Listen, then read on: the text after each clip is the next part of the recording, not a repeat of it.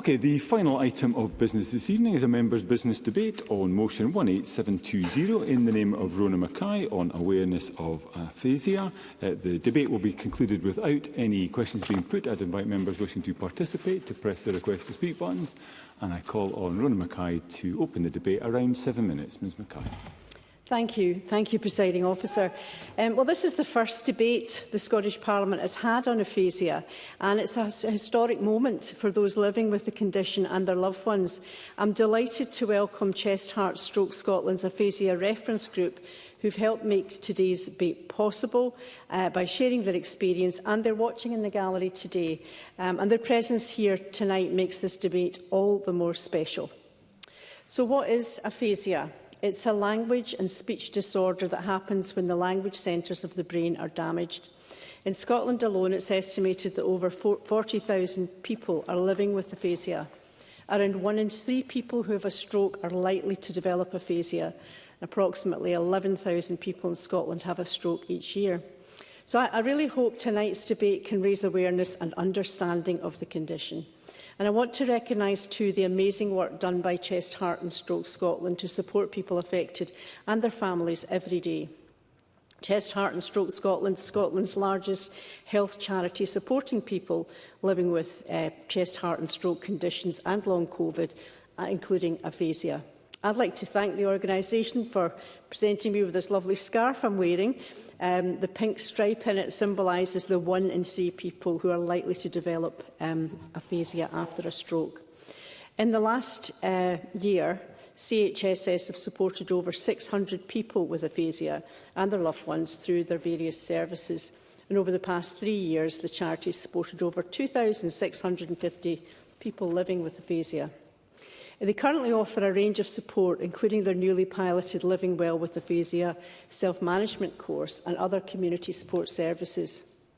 Presiding Officer, getting through the day can be a struggle for people with aphasia to do things most of us take for granted. Aphasia has a significant impact on people's lives. Chest, Heart and Stroke Scotland's 1 in 5 aphasia report found that the condition impacts a person's mental health, their independence and ability to work. Stigma is another challenge for people to bear, which I will return to later in the speech. Those with aphasia also need increased access to rehabilitation and support services, and in that regard, CHSS is calling for a rehab guarantee, guaranteeing an assessment for rehab and support on diagnosis or discharge to help ensure their needs are met. Their new aphasia framework details how they'll continue to support people in Scotland living with the condition, and that includes raising awareness. People with aphasia can have difficulty with some or all forms of communication: reading, listening, speaking, writing or texting. It can also affect using and understanding numbers. And they may also have problems with thinking, memory and planning. Like most conditions, however, living with aphasia is different for everyone.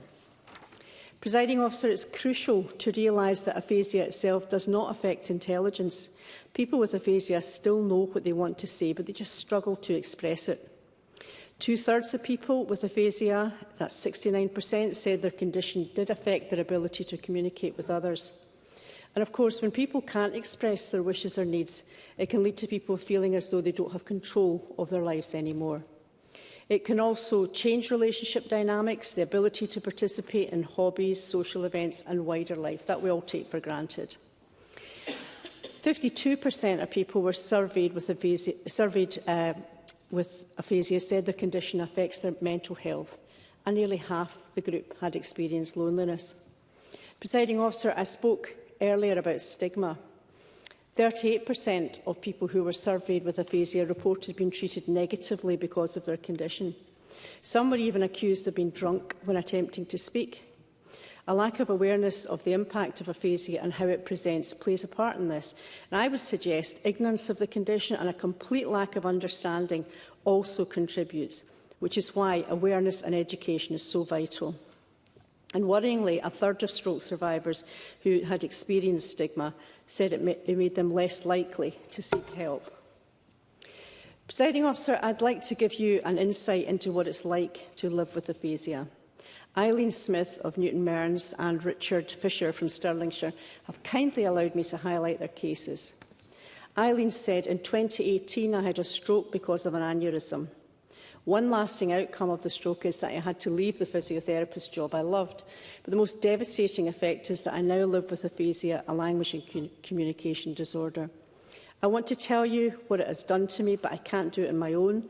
Aphasia means I struggle to speak and write and express myself clearly and quickly. I used to love maths, but now I can't figure out numbers at all. This is what aphasia does to me every day. Every day is difficult, even shopping is a challenge. I have to write little notes and hand them over sometimes. My husband, David, deals with a lot of things. I don't know what I'd do without him, because not being able to talk easily or express yourself the way you want to is incredibly frustrating and scary. Richard Fisher, aged 50, was an air wing paramedic with the Scottish Ambulance Service. He had a stroke in April 2024 that left him with aphasia. As part of his recovery, Richard participated in the CHSS Aphasia Self-Management course in Stirling earlier this year. Despite more than a decade working as a paramedic, Richard admits he knew little about stroke or aphasia. He said, I knew enough about stroke to get someone to A&E safely, but aphasia is not something we learned about in the ambulance service. I knew nothing about it until it happened to me. Then I felt as though I'd been cut off from the world because I couldn't communicate the way I used to. In the self-management group, we spent a lot of time laughing about the things we struggle with or ended up saying. We're all in the same boat, so it was good to be able to laugh at ourselves. Richard's wife, Mo, watched as his confidence grew over the weeks he attended. She said the group set up a WhatsApp with everyone who was on the course, and it was a way that they could communicate. Richard showed them how to do a voice record if they couldn't do that, and now a few of them are using that. These are the hints that you don't realise are useful until you with people who can't do what they used to do. So, what has been done to help people with aphasia and what more needs to be done? The Scottish Government's Progressive Stroke Pathway details that people who are identified as having a communication disorder should be assessed by a speech and language therapist and provided with an individualised rehabilitation programme. The Government set out the aim that by 2025 all adults will receive rehabilitation when and where they need it. This vision is also supported by the Government strategy Rehabilitation and Recovery, a person-centred approach, and received cross-party support at the 2021 elections. I welcome the Minister's response to the claim from CHSS that this has not yet been met. Presiding Officer, there's so much to say about this, and I see that I'm rapidly running out of time, so I'm going to have just to cut to the end and say, in conclusion, let's hope that this historic debate shines a light on what can be done to understand and be aware of this debilitating condition. People living with aphasia deserve nothing less. Their needs may have changed, but they're the same people loved by family and friends as they were before having the condition, and we must support them to live as comfortably and as well as possible. Thank you.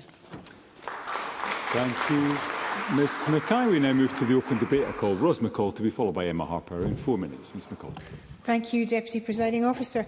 I would like to thank Rona Mackay for securing the members' debate today, more so because it is the first time that aphasia has been debated as a standalone issue within the Scottish Parliament. And I'd also like to welcome one of my constituents, Nancy Bannon, who is in the gallery today with other members of Chest Heart Stroke Scotland's Aphasia Reference Group. And I want to thank Chest Heart Stroke Scotland and the Stroke Association for their briefings for today's debate.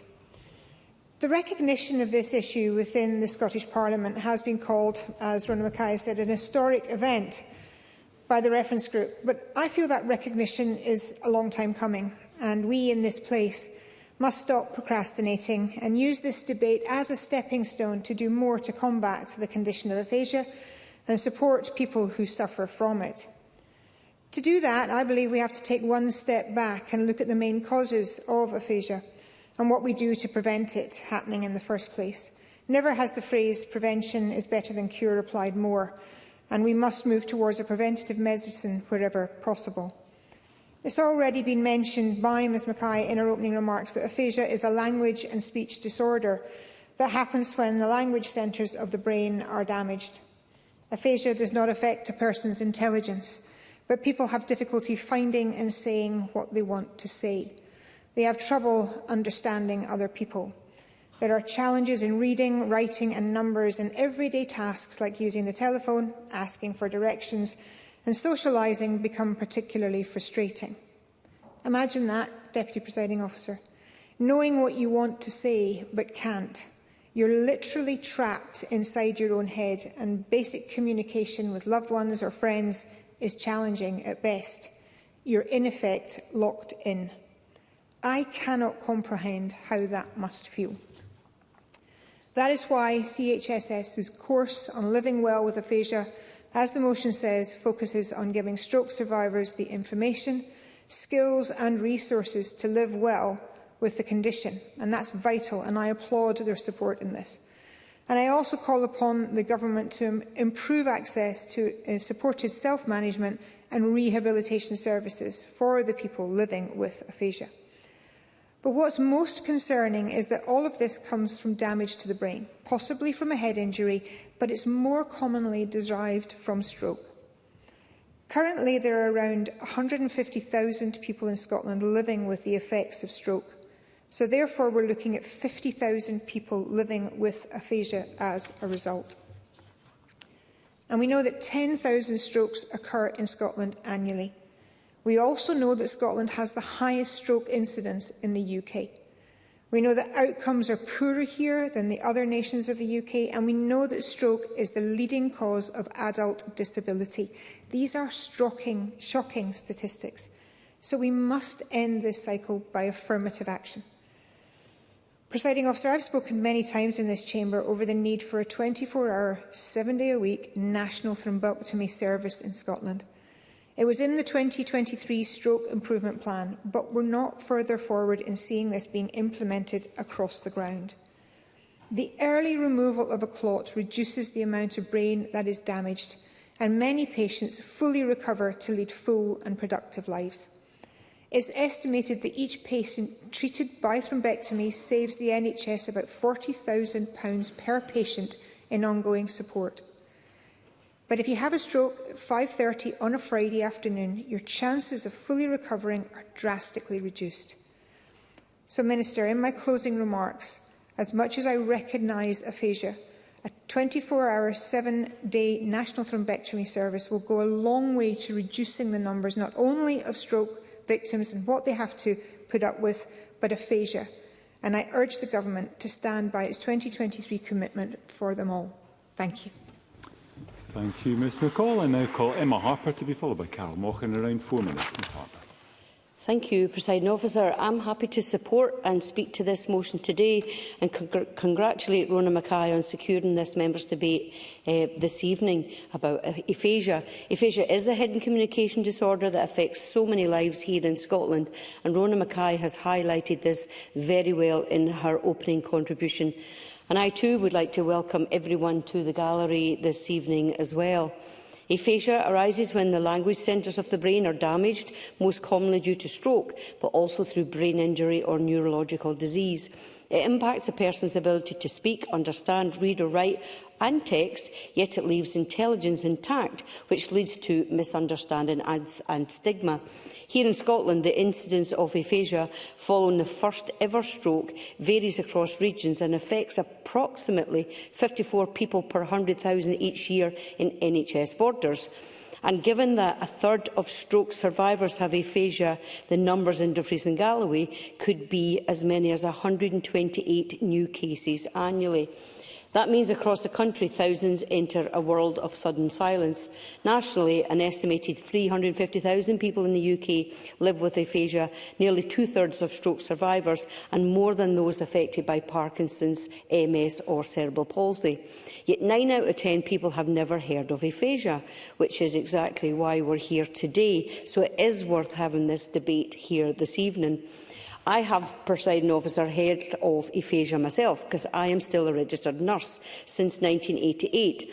And in my work over many years, I have looked after many persons with aphasia, and I've witnessed for myself the challenges faced not only by the person affected, but also in my ability to interpret and provide the best care. Without visible signs, many people are dismissed as confused, even drunk, as Rona McCall has stated, when all they need is patience and a wee bit of time. The consequences can be profound: isolation, loss of confidence, difficulty in work and relationships, and mental health challenges. My close friend Mike, when he had a severe stroke, and we sadly lost him in the last couple of years, he expressed so much frustration when he was left without speech following his severe stroke, and you could see how frustrated he was, because he knew what he wanted to say, but he just couldn't get the words out. Chest, Heart and Stroke Scotland research describes the devastation of not being able to communicate, in that it leads to feelings of isolation, loneliness and mental health issues. But we can and should do better. Thankfully, inspiring initiatives are emerging here and across the UK. Last June's Rocking Aphasia campaigns saw painted pebbles left in public places, with each stone holding a story, urging finders to learn more, speak slower and listen with intent. City University of London collaborated with Aphasia Reconnect to use music and storytelling concerts, this underscoring how much remains behind the silence. People may ask, what can we do in Scotland? Well, first we must raise awareness. We must share aphasia facts that it affects up to a third of stroke survivors, and that society often misjudges those experiencing aphasia. We need public education campaigns during stroke and dementia awareness weeks. We can promote the use of simple communication tools, which include picture boards, written cues and supportive care packs, like those offered by the Stroke Association. Second, we must support speech and language services. Organisations such as Aphasia Alliance, Chest, Heart and Stroke Scotland and Discover provide essential therapy and community groups and specialist aphasia support. Funding these services must be a priority, particularly in rural and island communities where provision is uneven, and that includes the south west of Scotland, Indifrees and Galloway. Third, we need community inclusion, simple steps by local councils, transport providers, retailers and public services to adopt aphasia-friendly practices such as slower speech, written signage, and a wee bit of patience can transform lives. Finally, we must listen to lived experience. People with aphasia know best what helps. This may come from adaptive therapy sessions to everyday social events. They should be at the heart of policy conversations. So tonight, Presiding Officer, let me leave everybody with this. Aphasia is not rare. It is common, disabling and deeply isolating. But with education, training, support and inclusion, we can give voices back to those silenced by aphasia. Thank you. Thank you, Ms Harper. I now call Carol Mochan to be followed by Jamie Hepburn. Around 4 minutes, please. Thank you, Presiding Officer. And can I thank Rona McCall for bringing this debate to the Chamber, as others have said, a historic first debate about the condition. I must also welcome the visitors to the gallery, many of whom I met with this afternoon. And I want to give a special mention to Irene Smith, that Rona McCall mentioned, because we worked together almost 20 years ago. Irene was a physiotherapist, as you heard, and like so many of our NHS staff, she gave her absolute all to support the clients that we worked with, and it was a great privilege to work with her. So I really thank all the Chest, Heart and Stroke visitors for meeting with me, and I thank them for the opportunity to hear their stories, as well as understand some of the difficulties they and their loved ones face. The people we meet in this place often shape us, and I found this meet-up today both useful to help me to discuss policy in this area, but also really warm and heartwarming to be able to meet with people so passionate about the issues they wish to raise with us as MSPs. I had a speech written, of course, but I think it's probably far more beneficial to share some of the information that you shared with me earlier today.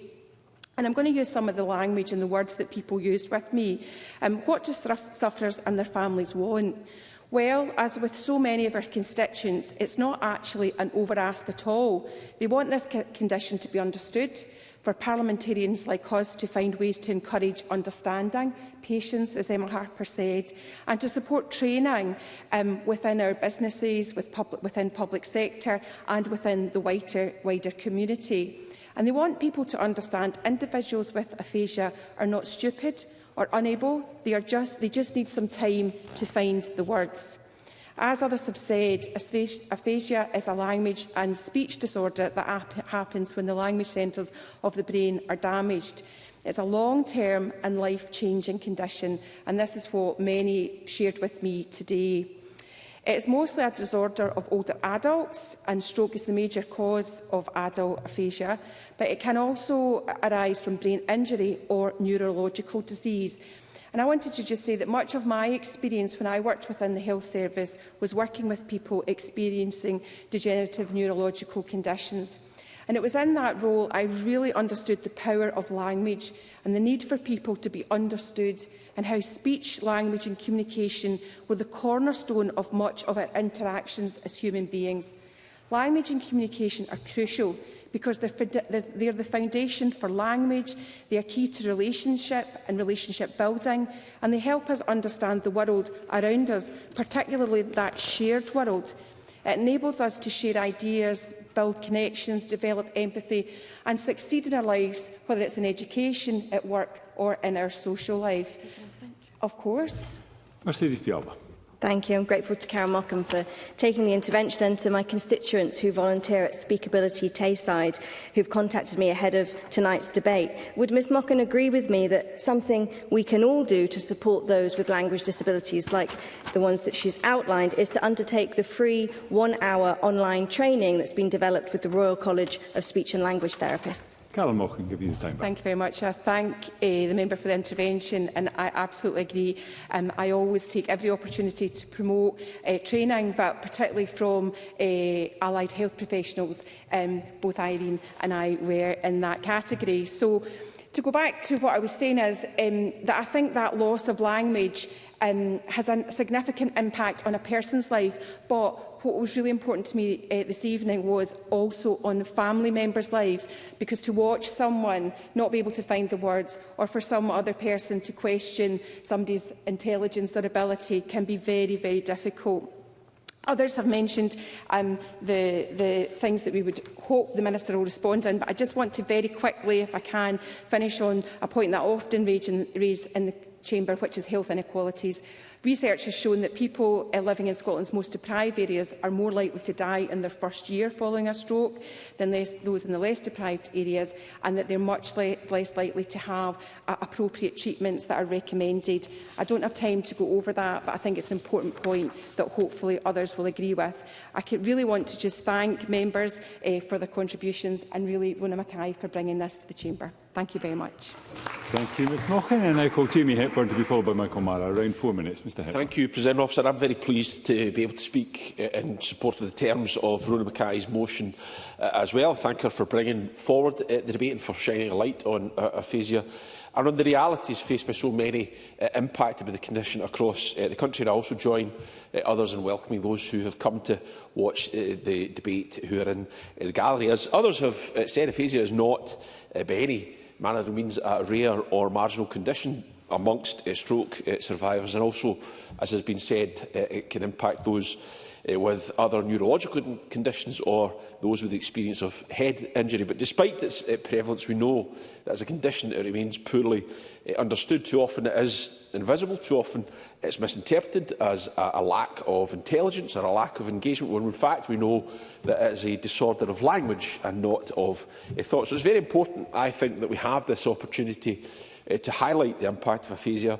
And I have to confess I was very surprised to learn that this is the first occasion in the entire history of Parliament's 26-year existence we have had a dedicated debate on the subject matter. As Roz McCall suggests, this is a subject that we have not paid enough attention. Indeed, before today's debate, I should say it's a fairly rudimentary search, so I wouldn't accept this as absolute gospel, but I could only find 5 mentions of aphasia recorded in our official report across all of the debates we've had in this chamber since 1999. So it's very much to Rona Mackay's credit that she's brought this debate forward. President Officer, language, it shapes how we participate in society, underpins our relationships, our sense of identity and our ability to advocate for ourselves. So when aphasia disrupts speech, understanding, reading or writing, it can profoundly affect a person's independence and confidence. Anyone could see then how this could lead to isolation, to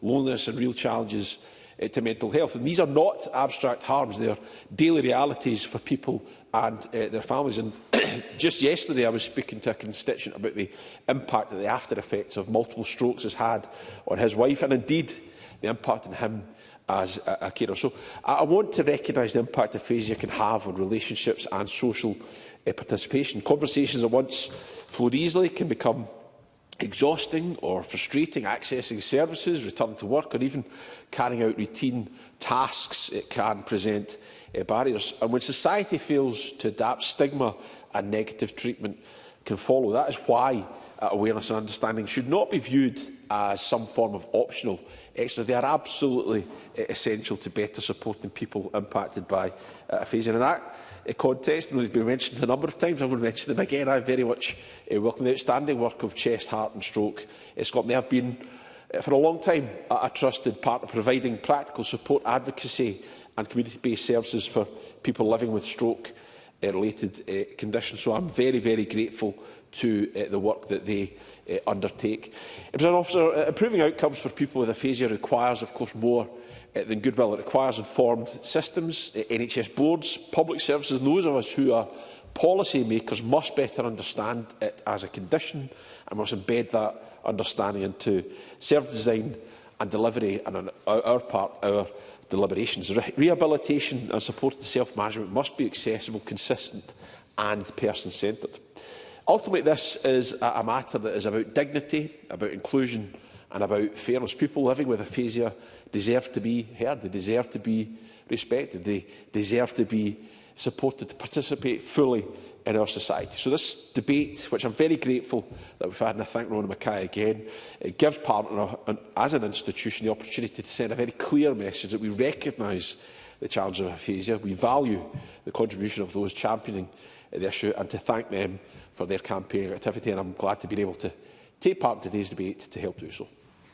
Thank you, Mr Hepburn. And I call the final speaker in the open debate, Michael Marra. Again, around 4 minutes, Mr Marra. Thank you, Presiding Officer. I add my thanks to Rona Mackay for the opportunity to speak in this debate about aphasia, and those who are joining us in the gallery today are just some of the estimated 40,000 people in Scotland living with this condition, often as a consequence of stroke or brain injury. And despite being more common than many well-known conditions, including Parkinson's disease, cerebral palsy or muscular dystrophy, many people across this country and more widely have never heard of aphasia. And, Presiding Officer, we could tell that the ability to use and understand language underpins all of our lives. For people with aphasia, that ability is impaired or sometimes lost altogether. All aspects of communication, from speaking and listening to reading and writing, can be affected. And we can all recognise, as, not just as parliamentarians, but as citizens and people of Scotland, the huge impact that condition would have on a person's life, their work and their relationships.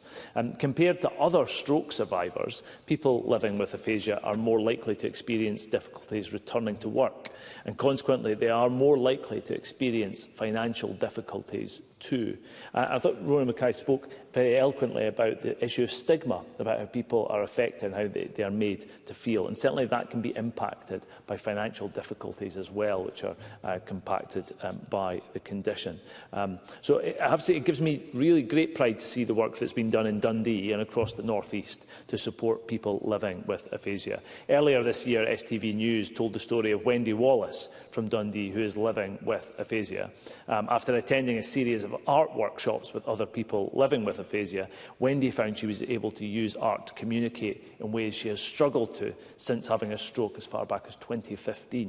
And that's a really moving reminder of the power of art to communicate when words fail us. Speakability Tayside is a volunteer-run support group, mentioned by my colleague as well, for people living with aphasia.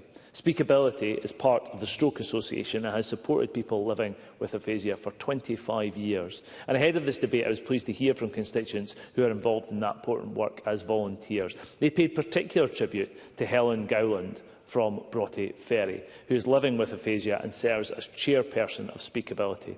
Helen has led the group with distinction for 25 years. My constituents were keen that she be recognised in Parliament for her many years of service. I know that colleagues across the chamber will join me in thanking her for that work on behalf of our fellow sufferers and the community in which she lives. Stroke remains a really significant national problem, with over 10,000 sufferers per annum in Scotland. And there is lack of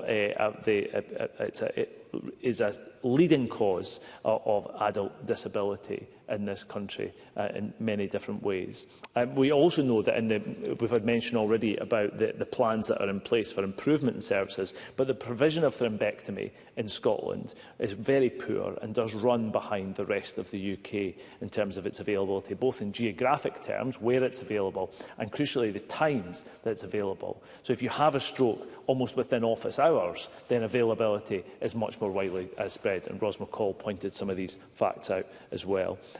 So aphasia is just one consequence of that lack of availability, the lack of ability to meet people in the golden hour when a difference can be made. I've recently visited the Image-Guided Therapy Research Facility led by Professor Iris Grunwald at the University of Dundee, and many people will have seen the coverage of mobile thrombectomy being done across the Atlantic with a virtual reality facility allowing remote operations. If only we could have more of that kind of the availability supported across Scotland, we could do much more to prevent the long-term health impacts that we see. So volunteers have also told me they desperately want to see increased awareness of the condition, Presiding Officer. I sincerely hope that today's debate goes some way to help with it. There are simple steps we can all take to help with sufferers, like reducing background noise, slowing down and giving people extra time to think and respond. That would make a world of difference to people with aphasia.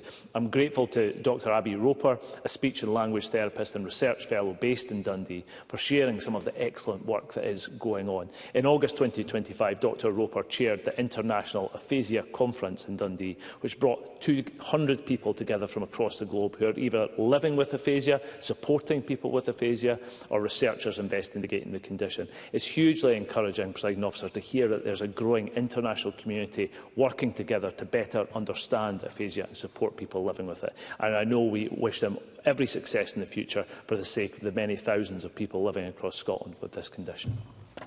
Thank you, Mr Marra. I now invite Jenny Minto to respond to the debate. Minister, around 7 minutes. Thank you, Presiding Officer. I too would like to thank Rona Mackay for bringing this motion today, highlighting the important and often overlooked impact of aphasia. It is, as colleagues have noted, a historic moment. The first time the Scottish Parliament has dedicated a debate to aphasia, and I too very much welcome the Aphasia Reference Group to our Scottish Parliament this evening. As we've heard, 1 in 3 stroke survivors are affected by aphasia, and an estimated 40,000 people in Scotland are affected by the condition. In addition to stroke, aphasia can arise because of other neurological conditions and head injuries. As a language disorder, aphasia can impact upon speech, production and understanding, reading and writing, and the ability to use numbers, activities of daily life that many of us take for granted. The impact of aphasia is different for everyone, as Rona Mackay noted. Chest, Heart and Stroke Scotland, 1 in 5 aphasia report highlighted that 52% of people with aphasia said their condition affects their mental health, which was noted by Jamie Hepburn, with 38% of people who were surveyed reported being treated negatively because of their condition. This is unacceptable. And I hope through our open and honest discussions tonight, we can play a small part in tackling that stigma that accompanies aphasia. I agree with Roz McCall. We should be using this debate as a stepping stone. And as both Roz McCall and Michael Marra commented on, I'd just like to give a wee bit of an update on thrombectomy. The Scottish Government remains committed to implementing a high-quality and clinically safe thrombectomy service that's available across Scotland whenever people need it. I wrote to all Health Board Chief Executives on the 20th of November to reiterate the critical importance of their continued engagement in the development and delivery of the National Thrombectomy Service, and an update on the service developments was sent to NHS colleagues on the 12th of November. We've spent £51 million to date on expanding access to thrombectomy, and while we continue to face significant financial challenges, we are committed to further expanding this service. In January, I was privileged to attend Chest, Heart and Stroke Scotland's Aphasia Reference Group in Edinburgh. The Aphasia Reference Group acts as a source of advice for the organisation, helping to guide service development and campaigning work to reflect the experiences of individuals affected by aphasia. I would like to place on record my thanks to the group for all they do to help ensure that aphasia is given the prominence it deserves. During this meeting, I met people living with aphasia and their loved ones and heard very personal and moving stories about the impact the condition has on people's life, similar to the experience that Carol Mochan had earlier today. We discussed everything from the importance of doing daily crosswords to the Bob Dylan film, A Complete Unknown. And reflecting on the contributions I've heard tonight, in some respects that seems an appropriate film to be talking about, appropriate film title. And I hope that we move some way to ensure that aphasia isn't a complete unknown any longer. Whether that's through the power of art, as Marra talked about, Speakability Tayside, which Mercedes Villalba spoke about, or Rocking Aphasia, as Emma Harper mentioned as well. It is, as Carol Mochan said, we need to understand, we need to have the patience, we need to ensure there is the training, and we need to take time to find and listen to people's words. I was struck too by the fact that no one individual's experience to aphasia was the same, with its impact felt in different ways and at different times. Common to all the stories I heard was the profound impact that aphasia has on those living with it, but also the strength and support they were able to provide each other and more widely. I also heard about the fantastic work undertaken by Chest Heart Stroke Scotland in helping to support those affected by aphasia, including their Living Well with Aphasia course. As Rona Mackay noted, Chest Heart and Stroke Scotland's calls for improved access to rehabilitation and support services for those affected by aphasia, as well as their call for a rehab guarantee. An increased focus on rehabilitation is a key component to our stroke improvement plan, published in June 2023. NHS boards must now offer a formal review to anyone who's had a stroke, taking place 6 months after the stroke event and allowing re-referral into stroke services where required. NHS boards must now also demonstrate that they have a documented service pathway describing communication rehabilitation following stroke.